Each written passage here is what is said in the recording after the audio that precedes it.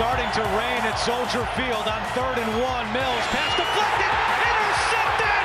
Roquan Smith, and Mills makes the tackle! The moment that effectively ended the game and, in my opinion, ended Davis Mills' future as the long-term answer at quarterback for the Houston Texans. It's the Wheelhouse here on ESPN 97.5 and 92.5, 5 o'clock hour. Thanks for spending part of your day with us. Hope you had a fantastic weekend. Jake Asman with you. Andrew Carlson is producing, and in for both BK and Cody today is Cole Thompson, who covers the Houston Texans for Sports Illustrated, also does a daily show on Sports Map Radio. Cole, let's get right into it. Davis Mills, when the game was on the line for the third game in a row, he failed to do absolutely anything of significance. He cost his team the game yesterday. That interception was brutal. Targeting Rex Burkhead in the first place makes absolutely no sense. You go back to the other interception when the team has an opportunity to take the lead early in this one. He throws the pick in the end zone. Davis Mills in the fourth quarter so far this year has been outscored 30-0. You are not a franchise quarterback unless you could go out there in a tight game, make plays, and help your team win.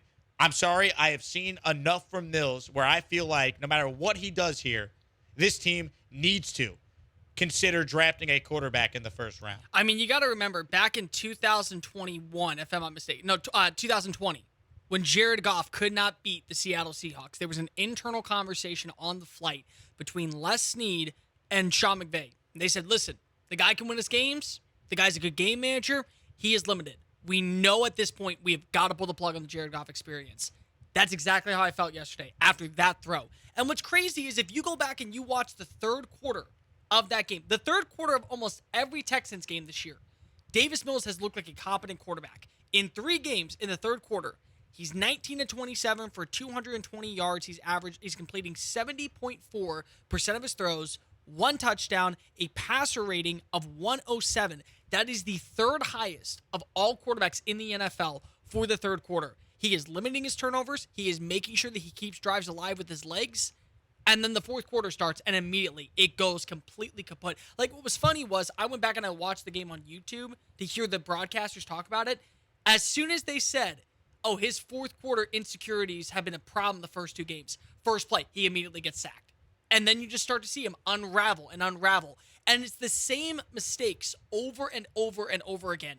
If you lose football games and at least you're making strides and you're showing promise and potential, you can live with that. This is a team that was expected to be 4-5 win roster, maybe 6 at the most if you got great play from Davis Mills.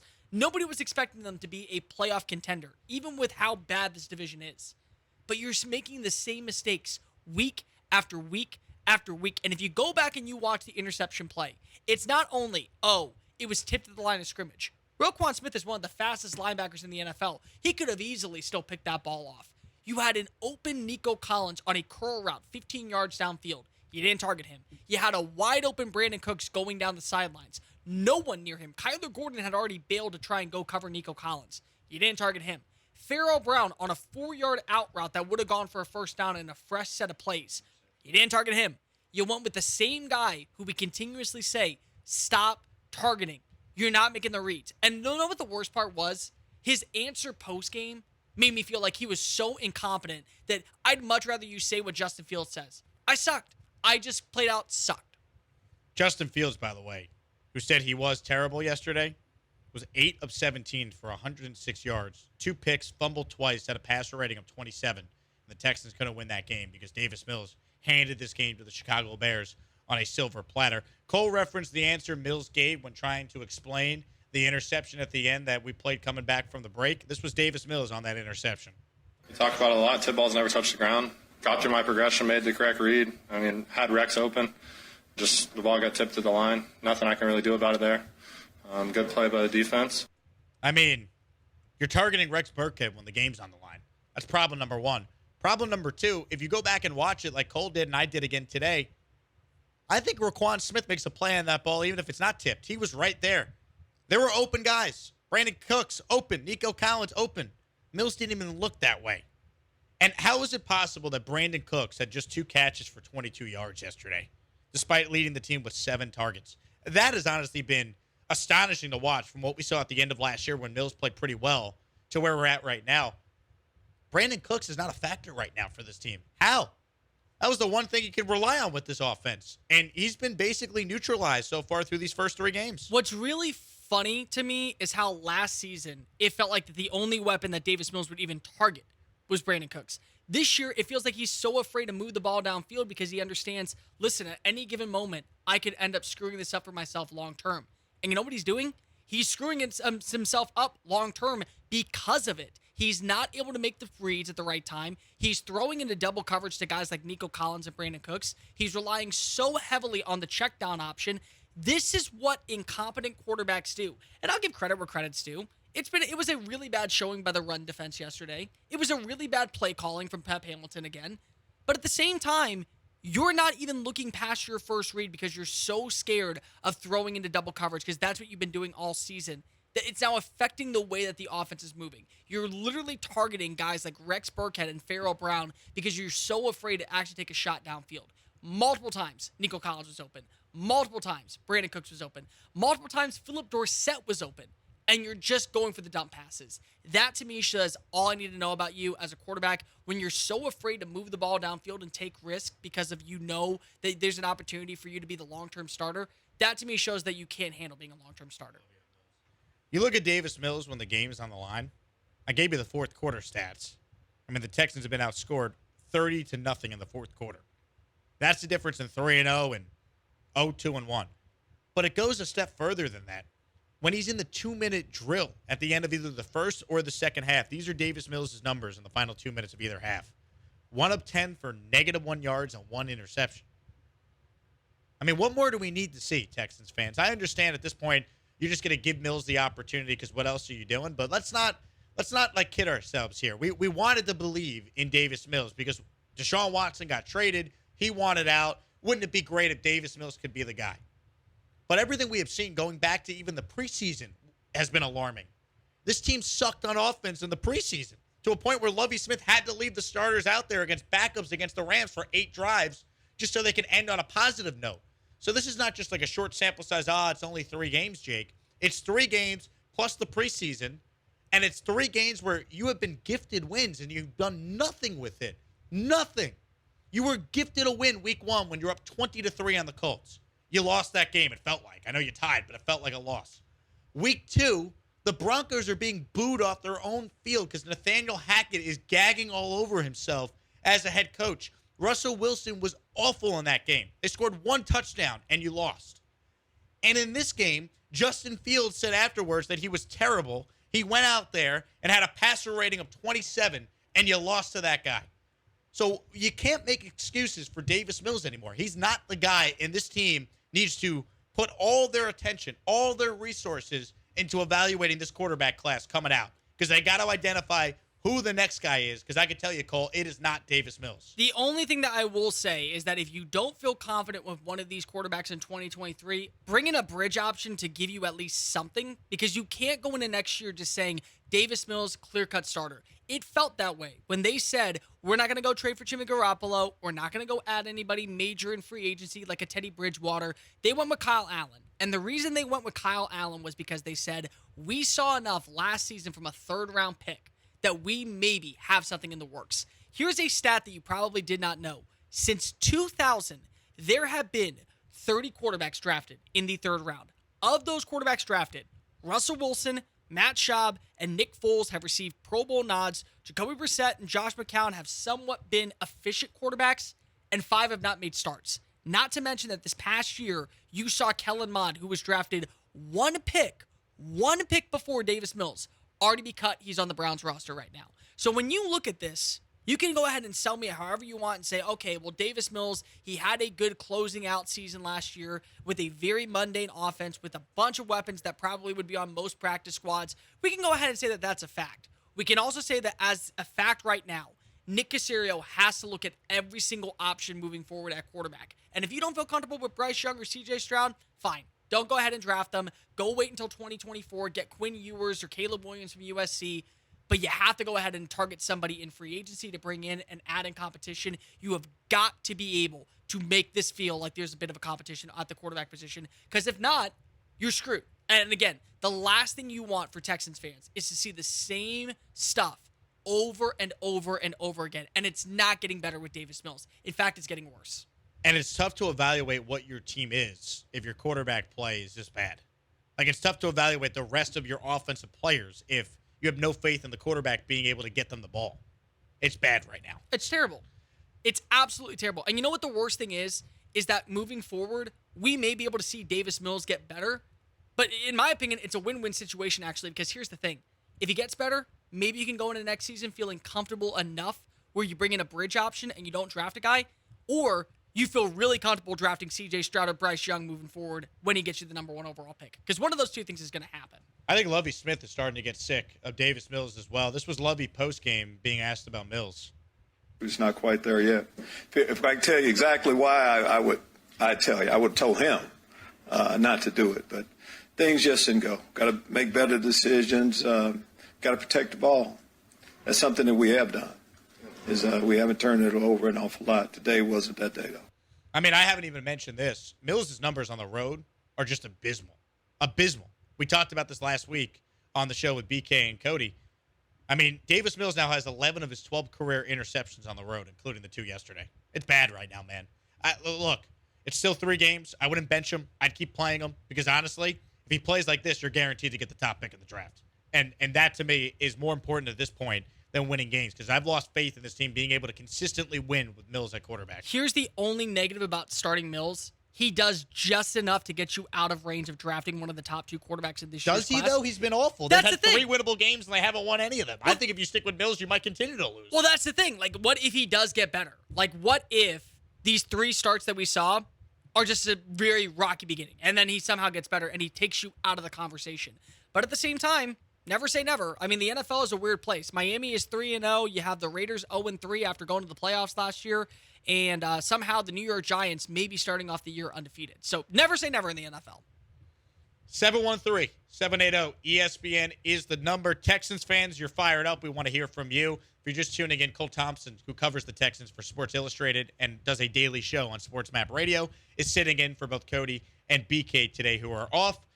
More coming up, more reaction to what was a disgusting loss for the Texans in Chicago. Keep it here. It's ESPN 97.5 and 92.5. 713-780 ESPN. Let's get to your calls now, reacting, of course, to the Texans and the Bears from yesterday.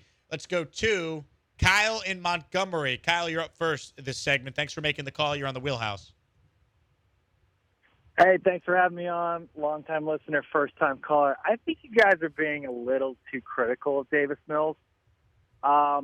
He keeps you engaged for about 3 quarters, right? He's good for 3 quarters, and then he assumes his role as tank commander in the 4th. There's a reason that Jeff Driscoll comes in to kill momentum on these drives. It's to keep the offense bad. It's to keep the offense bad. This team is designed to be horrid for about 3 years before those Browns picks runs out. You draft Will Anderson this year, who is an absolute monster. You get Caleb Williams next year, right? Then you get an actual NFL football coach, right, that 3rd year. You make this team as perfect as possible for the next guy to step in, then you hit the ground running in about 3 years. This team is not supposed to win. This team is doing exactly what it's supposed to do, to see what the rookies got, to see what the first-round picks that Casario's drafting. Casario's not an idiot. He knows Davis Mills is bad. Lovey's not an idiot. He went to a Super Bowl. He knows Mills is bad. They know what the plan is, to be bad. The Texans are way more interesting when they're horrible. This team is horrible. We should stop expecting something out of Davis Mills. And you know what? If he starts getting good, you bench him, you put Driscoll in for the rest of the year. This team is supposed to be bad. We got to stop pretending that this team is competently run. Kyle, thanks for the call. Look, they're not trying to tank, though. I understand your theory. They're not trying to lose these games. That's just not how it works. Not when they easily could be 3-0 right now in a very bad division. Even with the wins yesterday by the Colts, the Jaguars, and the Titans. No team goes into the year and is like, yep, we want to go 0-2-1 to start the season. They could be 3-0 right now. And you'd be singing a different tune if that's the case. You don't want to give away a year. You have the Browns pick. You have your own pick. The best quarterbacks in the NFL are not always found in the top 3. All right, let's go look at the list of the great players at that position in the league right now. How many of them were number 1 overall picks? The overwhelming majority were not. We're not. So I understand your point. Davis Mills is doing what he's supposed to do, be bad, get the top pick, but that's not what they're trying to do. And it's tough to evaluate what you have on the rest of the roster if you're just losing every week. You know what I find funny, though, about all these quarterbacks that we talk about being elite players? Look at where they went to college, too. They didn't go to the Alabamas or the Ohio States. Josh Allen went to Wyoming. Patrick Mahomes went to Texas Tech.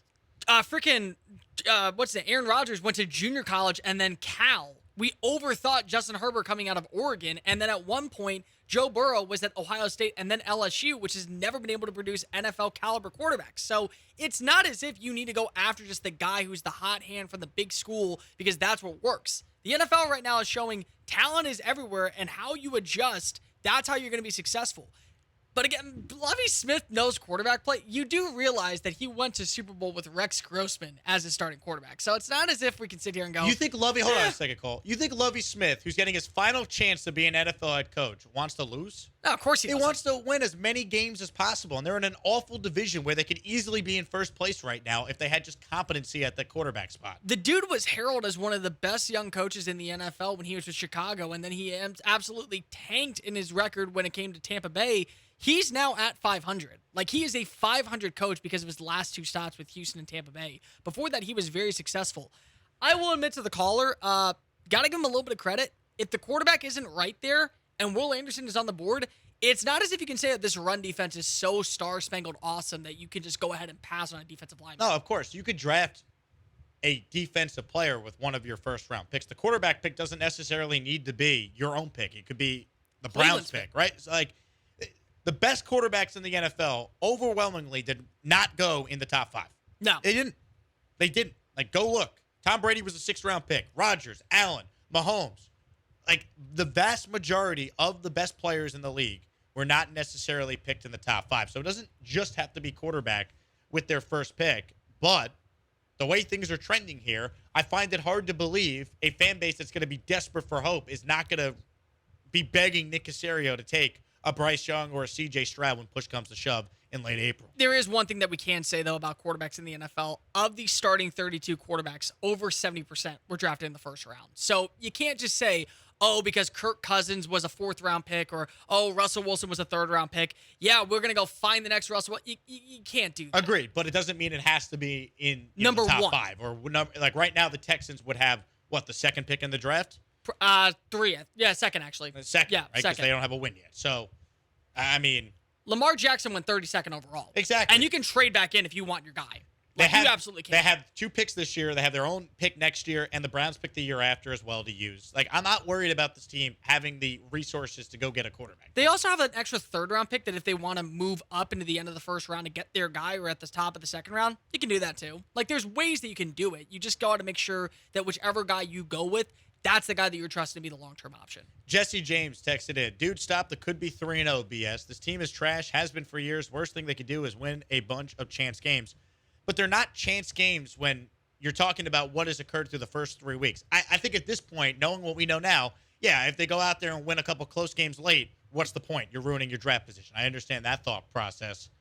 But you're a Texan fan, you want to give up already when you could have won week 1, you could have won week 2, you could have won week 3. Like, now I understand the frustration because you're 3 games in. It feels like it's the same old same with Davis Mills. But when you're in the moment, you weren't rooting for a win yesterday, you'd be right there in the mix in your own division with 1 win. Like, that to me is what I'm missing here. Like, why wouldn't you try to win when your season is still relevant early on in the month of September? It's not even that. It's like on the games that you're supposed to win. This was a game that the Texans were favored in. It was a homecoming game for Lovie Smith, who still has a place out in Chicago. He has family still living in Chicago. You had the momentum. You were driving. You played better offense in the 3rd quarter. And then to drop it the way that you did in the same Davis Mills fashion where you're not able to come up with the big play and you're targeting Rex Burkhead instead of getting Nico Collins or Brandon Cooks involved, 2 receivers that you're expected to trust to be your go-to confidence on the outside. That's the problem. Like, that's the problem here. It's not about the fact that you're going almost 3-0 to begin the year. If you went 1-1-1 to begin the year, okay, it's understandable. But it's a game that you were favored to win. It was a game that you looked like the better team for most of the afternoon, And 2 major mistakes by the same guy who's made the same mistakes over and over and over again. That's the problem here. That's the reason why I think Texans fans are giving up, and that's the reason why there's a lot of frustration. Like, if you lose to Los Angeles, okay, it's Los Angeles. They're expected to be a contender for the AFC. It's Chicago. They're expected to be a contender for the number 1 overall pick. 713-780-ESPN if you want in on the conversation. Let's go to Brandon in Conroe. You're up next right here. It's the Wheelhouse with Jake Asman and Cole Thompson in for BK and Cody. Hey, how's it going, guys? So my question is, would it be smarter to go after like a Lamar Jackson or somebody that's a free agent and pay them, or maybe trade for them, or do they go into the draft and get somebody in the draft? Brandon, thanks for the call. I'll tell you what, if you could get Lamar Jackson, you do whatever to get him. But you're not going to be able to get Lamar Jackson because the Ravens can franchise him twice before he would ever become a free agent anyway. So I think that's a pipe dream. I do think, Cole, if there's a quarterback they don't love in the draft, the scenario bringing in I hate to say this name because he was awful last night, a Jimmy Garoppolo type is certainly an option for this team next year. I say do that, to be completely honest. If you're not in love with C.J. Stroud or Bryce Young, I have not seen it from Anthony Richardson in the fact of where you can bring him in to start right away for Florida. Again, a team like the Las Vegas Raiders, if you want to move off Derek Carr in 2 years, that makes sense for Anthony Richardson for him to sit. A team like Detroit, where you have Jared Goff signed to another deal, that makes sense for Anthony Richardson. You can't just say, oh, Bryce Young and C.J. Stroud are off the board. Anthony Richardson's a fun prospect. Let's get him in here and start right away. You'll kill his confidence, and he'll become the next Josh Rosen. So if you're not sold on a Will Levis or like a Tyler Van Dyke or a Hendon Hooker out of Tennessee. I'm not sold on Tyler Van Dyke. As you shouldn't be. Benched against Middle Tennessee yesterday. As you shouldn't be. I would much rather feel confident going and getting a guy like Michael Penix Jr. from the 3rd round or like a Grayson McCall from Coastal Carolina in round 4 and get a guy like Jimmy Garoppolo from free agency, wait a year, see what happens, and then target Quinn Ewers from Texas or Caleb Williams, who, in my opinion, should be the guy the Texans should be focusing in on if they are going to go that pathway in 2024. Lamont says, well, the Texans win a game before the Rockets win their first game. Oh, man. Yes. Didn't see that coming. Yes, I do think the Texans will win a game. When does the Rocket season start, Andrew? You're the resident Rockets guy on the show. We're not counting preseason, by the way. It's got to be a regular season Rockets game that we're talking about here. I do think the Texans will win a game before the Rockets. I hope. They better. 713-780-ESPN is the phone number if you want in on the conversation. When's the Rockets' first game, Andrew? October 19th. Yes. Versus the Hawks. I got to look at the Texans' schedule now. But I will say, yes, they will have a win before the Rockets. All right? That's my hot take for you on a Monday. He's Cole Thompson in for BK and Cody today. It's the Wheelhouse. We'll continue with more of your calls, more reaction from the Texans and the Bears. Congratulations. You did it. You made it through another one of my videos. Look, if you're a Houston sports fan, what are you waiting for? Subscribe to my channel right now. Like this video. Plus, listen to the Wheelhouse, the show that you just watched on YouTube. You can listen to it on the radio every single weekday from 3 to 7 p.m. on ESPN 97.5 FM and 92.5 FM.